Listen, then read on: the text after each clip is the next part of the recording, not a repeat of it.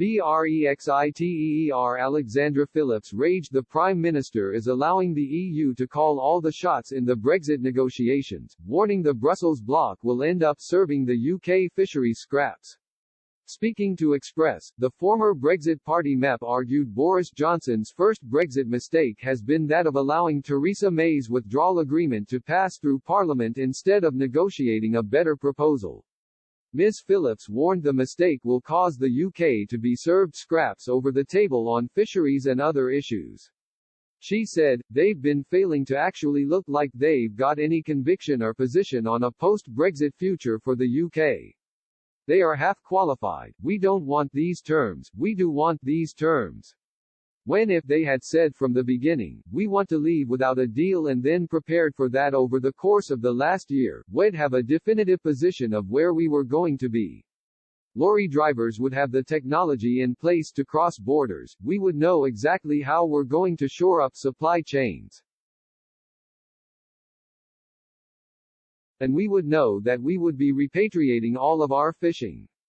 But instead, they're allowing the EU to call the shots, sort out the sequencing and timing and give us the runaround.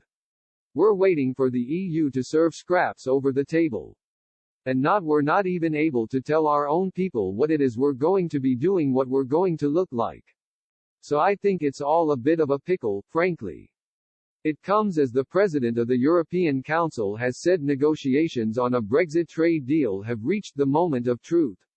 Charles Michel was in Dublin on Thursday for talks with Irish Premier Michael Martin. Their discussions at Farmley House came with a week to go until a crunch European Council summit. The sides are still at odds on issues such as state aid and fisheries. Boris Johnson has set the summit date as an effective deadline for determining whether a deal on a future relationship can be reached by the end of 2020.